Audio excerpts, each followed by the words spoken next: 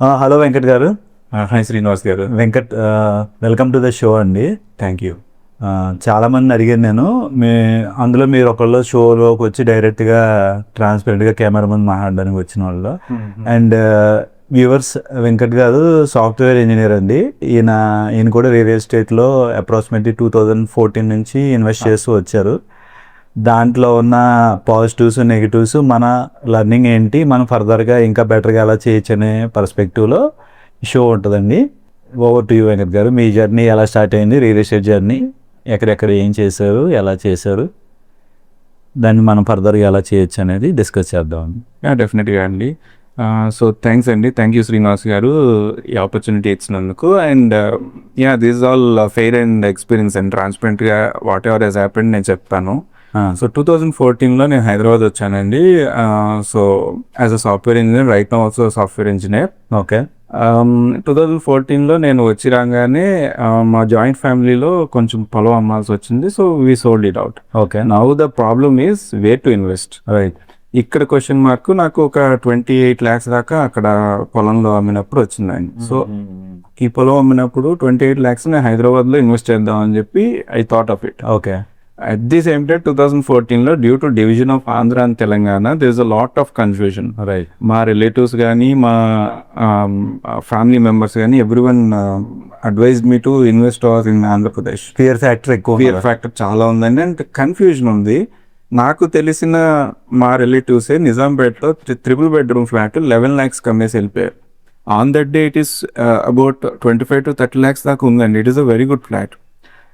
భయం కొద్ది వెళ్ళిపోయారు. సో నేను కూడా సేఫ్ సైడ్ ఎందుకు, మనకు తెలియనప్పుడు ఈ సిచ్యువేషన్ కొంచెం కామ్ డౌన్ అయ్యాక మళ్ళీ లెట్స్ కమ్ బ్యాక్ అన్నట్టుగా మా సొంతూరు భీమవరం అండి, west Godavari district. So we went there, we invested and my first mistake in investment is emotional decision. ఈ ఎమోషనల్ డెసిషన్ ఎలాగంటే, సో మా ఫాదర్ వాళ్ళ బ్రదర్ అంటే మా పెద్దనాన్న గారు, మా మేనమామ, మా చిన్నాన్న గారు అందరూ కలిసి ఒక లేఅవుట్లో ఇన్వెస్ట్ చేశారు. Okay. So I went for security and వాళ్ళు కూడా ఉంటారు కదా అని వెళ్ళి నేను బ్లైండ్గా ఇన్వెస్ట్ చేసేసాను. వాళ్ళు కొన్నారు కాబట్టి అది ప్రాపర్గా ఉంటుంది, మనం కొనేయచ్చు. మనది ఏముంది సార్, పెద్దవాళ్ళ ఫుడ్ స్టెప్స్లో నడవడమే కదా. So I just went on. Okay. అక్కడ వెళ్ళంగానే అప్పుడు అర్థమైంది ఏంటంటే ఎమోషనల్గా డెసిషన్స్ తీసుకోకూడదని I realised from that investment.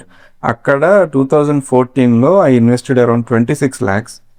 ఒక 5 cents కొన్నానండి. In square yards 250 square yards దాకా ఉంటుంది ల్యాండ్ భీమవరంలో. రైట్. అది తర్వాత నేను 2014లో కొన్నాక 2016లో సేల్ చేద్దాం అని చూస్తే I realised it is not approved layout. Approvals లేవు, పక్కన చిన్న ఫ్యాక్టరీ ఏదో ఉంది, దాని నుంచి చాలా డస్ట్ వస్తుంది, ఇట్లా చాలా ఫ్యాక్టర్స్ నేను కొన్న తర్వాత రియలైజ్ అయ్యాను. యాక్చువల్గా చేయాలంటే రియల్ ఎస్టేట్లో ఎవరిని ఇన్వెస్ట్ చేయాలంటే ఫస్ట్ తెలుసుకోవాలి. ఫస్ట్ తెలుసుకున్నాక దెన్ మనకు నచ్చితే వెళ్తాము, లేకపోతే we'll look for other opportunity. నేను ఇవన్నీ చూసుకోకుండా పెట్టడం వలన it's a learning. It's a very costly learning అయిందండి. చాలాసార్లు ఏమవుతుందంటే అండి, మనం కొనుక్కునేటప్పుడు ఎక్కువ టైం స్పెండ్ చేయము. తర్వాత కొన్నాక మనం సేల్ చేయాలని వెళ్ళినప్పుడు అక్కడున్న మీడియేటర్స్ కానీ, అక్కడున్న లోకల్ పీపుల్ కానీ దాంట్లో ఉన్న నెగిటివ్స్ అని మనకు చెప్తారు. అప్పుడు వాళ్ళు మనం డిమోటివేట్ చేయడానికి చెప్తున్నారని అనుకుంటాం, కానీ ఒక్కొక్కసారి అది నిజం అవుతుంది. దానివల్ల రేట్ ఎప్రిసియేషన్ ఉండదు, మనం అనుకున్న రేట్కి అమ్మలేము, అనుకున్న టైంకి కూడా అమ్మలేము ఒక్కొక్కసారి. ఎగ్జాక్ట్లీ. సో మీరు అన్న పాయింట్స్ అన్నీ నా కేసులో జరిగింది. సో నేను almost all the mediators in Bhimavaram అందరినీ కాంటాక్ట్ చేశానండి. దెన్ 2019లో నేను 16 నుంచి ఒక ప్లాట్ అమ్మడానికి భీమవరంలో ఉన్న అందరు మీడియేటర్స్ టచ్ చేశారంటే అది ఎంత పెయిన్ నాకు అర్థమైంది. It's a painful thing and it took me 3 years and 2016లో స్టార్ట్ చేశాను ఆ సేల్. 2019లో it ended in April 2019. Okay. So 2019లో నేను దాన్ని మళ్ళీ అగైన్ 31 lakhs కన్సిడరేషన్కి అమ్మాను. 26 lakhs దిగడం అన్నాక ఒక 5 lakhs. అదే ఇన్వెస్ట్మెంట్ 2014లో భయపడకుండా చేస్తుంటే it's a different story. But భయపడ్డాం కాబట్టి ఇట్ ఈస్ ఓకే, ఇక్కడికి వచ్చేసాం. మనకి రిటర్న్స్ ఎంత వచ్చిందండి? 5 lakhs. దెన్ 2019లో అప్రాక్సిమేట్లీ 20% రిటర్న్స్ కూడా రాలేదండి అటు ఇటుగా. No, nothing. యాక్చువల్గా ఇక్కడ ఇన్వెస్ట్మెంట్ అక్కడ ఇన్వెస్ట్మెంట్ కన్సిడర్ చేస్తే it is nothing sir. And 5 years నా టైమ్ ఎఫర్ట్ అన్ని పెట్టుకుంటే నో లాస్ నో గెయిన్ అనుకోవచ్చు. ఇంకా యాజ్ అ సెల్ఫ్ సాటిస్ఫాక్షన్ కోసం, that is it. And again అమీన్పూర్లో నేను ఒక 2019లో ఇది బేస్ చేసుకుని కొన్నానండి. ఓకే. సో ఒక 100 స్క్వేర్ యార్డ్స్ కొన్నాను. 100 స్క్వేర్ యార్డ్స్ 2022లో I sold it out. So 33 lakhs invest చేశాను నేను అక్కడ, and again I sold it out for 51 lakhs. Okay, ఇక్కడ ఫాస్ట్గా వచ్చిందండి. ఇక్కడ కూడా 50% వచ్చినట్టు ఉంది. ఈ లెర్నింగ్ ఏదైతే ఉందో అక్కడ ఇంప్లిమెంట్ చేసామండి. అండ్ ఇంకొక పాయింట్ చెప్పడం మర్చిపోయాను మీకు. 2016 నుంచి 2019 దాకా స్ట్రగ్లింగ్ డేస్లో నేను కొంత అమౌంట్ సేవ్ చేసిన అమౌంట్ నా ఫ్రెండ్స్ కొంతమంది ఎవరు రియల్ ఎస్టేట్లో ఇన్వెస్ట్ చేస్తానంటే, because I'm more tending towards real estate, వాళ్ళకి అమౌంట్ ఇచ్చాను.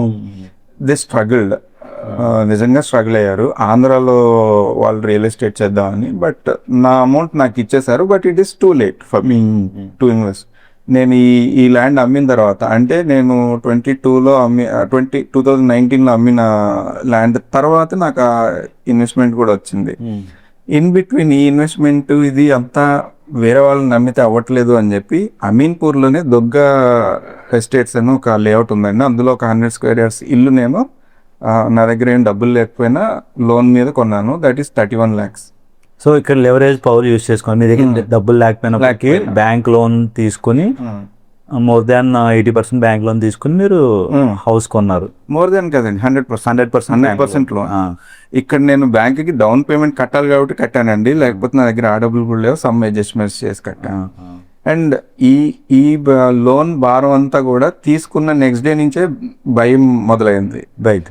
So what I thought is let's see, ఇది కనుక అమ్మగలనా లేదా, ఇది కూడా రియల్ ఎస్టేట్లో ఛాలెంజే కదా అని అనుకుని ఒక 1 weekలో నేను OLXలో పెట్టాను అండి. నాట్ అప్రోచ్ మెనీ పీపుల్, OLXలో పెట్టాను. ఎవరు అప్రోచ్ అయ్యారు నన్ను. I sold it for 41 lakhs with in 15 to 20 days అయిపోయింది. And they took 2 months. So 3 monthsలో ఒక 8 lakhs దాకా నాకు ప్రాఫిట్. రిజిస్ట్రేషన్ చేసుకున్నారండి? చేసుకోలేదు. చేసేసుకున్నాను. హౌస్ కి రిజిస్ట్రేషన్ అన్ని అయిపోయినాయండి. అన్ని అయిపోయిన తర్వాత వెన్ వి సాట్, నేను నా వైఫ్ కూర్చుని ఓకే ఇక్కడ నుంచి ఇక్కడ ఇంత ఈఎంఐలు కట్టాలి ఎవ్రీ మంత్ అని క్యాల్కులేట్ చేసుకునేటప్పుడు రిస్క్ ఏమో మనకి, మనం దీన్ని మేనేజ్ చేయలేమేమో అనిపించి ఓకే లెట్స్ ట్రై, అయితే అవుతుంది లేకపోతే లేదు, ఒకవేళ ఉంటే మనకు సొంత ఇల్లు ఉండిపోతుంది అనే థాట్లోనే సేల్ చేసేద్దామని పెట్టాము. Luckily it went off.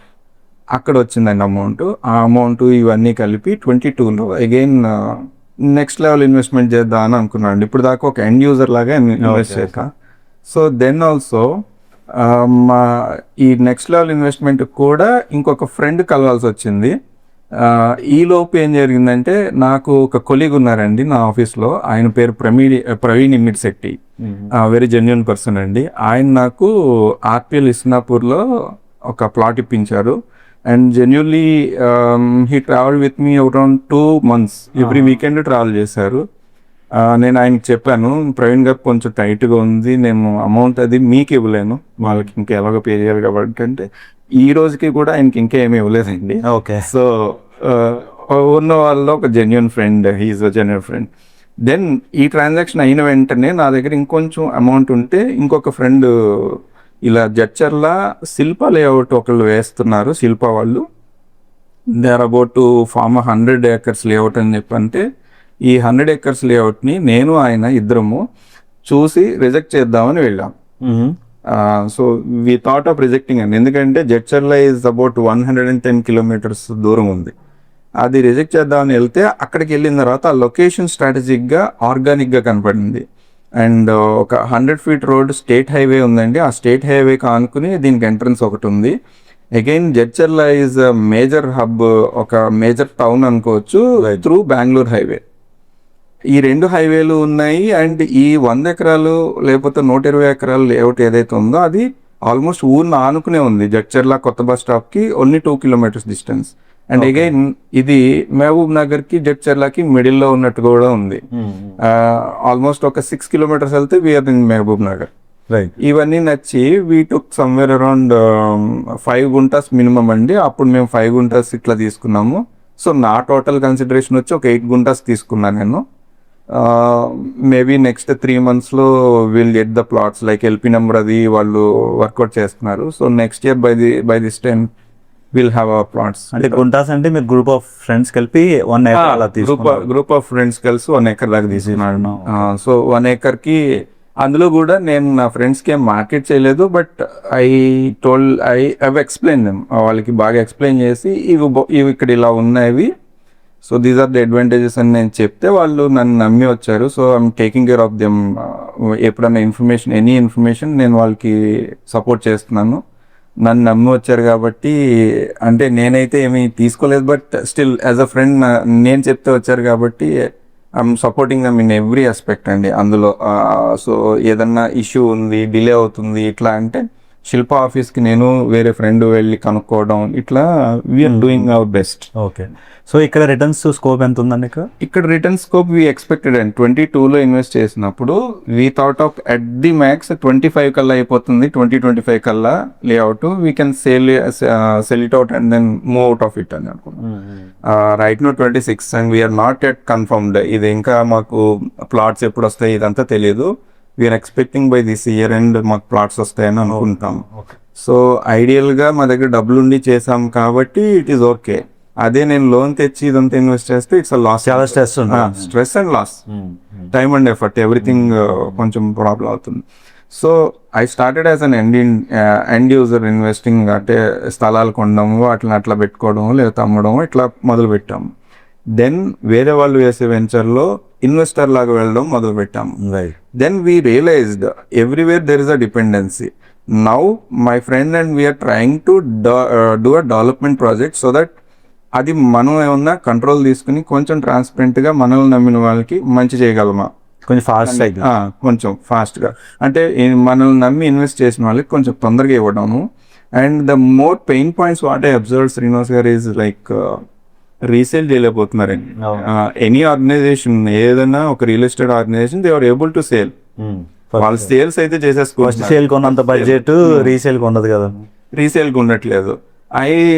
అంటే నేను అబ్జర్వ్ చేసిన దాంట్లో ఈ రీసేల్లో కూడా ఏమవుతుందంటే ఒక ఫెసిలిటేటర్ కానీ ఒక మీడియేటర్ కానీ వాళ్ళ దగ్గరికి వెళ్తే every individual has his own requirements. ఇది ఒక ఆర్గనైజేషన్ లాగా నేను ఇన్ని ప్లాట్స్ ఇస్తాను మీరు వరుసగా అమ్మేసేయండి అని ఉండదు. ఒక్కొక్కరికి ఒక యూనిక్ రిక్వైర్మెంట్ ఉంటుంది. ఇవన్నీ సాటిస్ఫై చేయడం ఇటువైపు ప్రాబ్లం ఉంది. నేను ఈ రెండు కూడా స్టడీ చేశాను. And again individual users also finding it very difficult. And కొంతమంది అయితే అమ్మలేక చేతులైతే తెలియక ఇన్వెస్ట్ చేసి.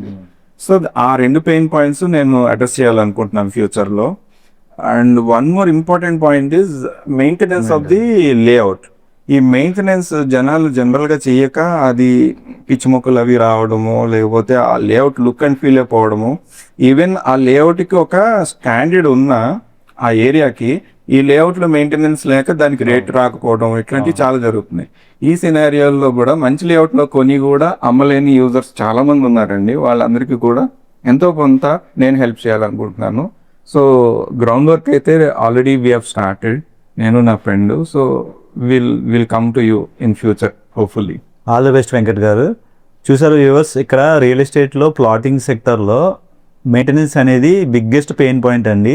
చాలా తక్కువ మంది డెవలపర్స్ లాంగ్ టర్మ్ మెయింటెనెన్స్ పర్స్పెక్టివ్లో ఆలోచిస్తున్నారు. మీరు ప్లాట్ కొనుక్కునే ముందు మీరు ఎన్ని ఇయర్స్ మెయింటైన్ చేస్తారు, మెయింటెనెన్స్ ప్లాన్ ఏంటి, పరిస్థితి ఏంటని క్లియర్గా కనుక్కొని ఆ స్కోప్ ఉన్న చోటే మీరు ఇన్వెస్ట్ చేసుకోండి. మెయింటెనెన్స్ లేకపోతే మీరు ఎంత తోపు వెంచర్ అయినా కానీ అక్కడ హౌసెస్ వచ్చేంత వరకు రీసేల్ చేయడం కష్టం అండి. హౌసెస్ వచ్చేస్తే కనుక మెయింటెనెన్స్ అటు ఇటు ఉన్నా కానీ రీసేల్ ఉంటుంది, కానీ హౌసెస్ లేకపోతే మెయింటెనెన్స్ లేకుండా అమ్మడం చాలా కష్టం అండి.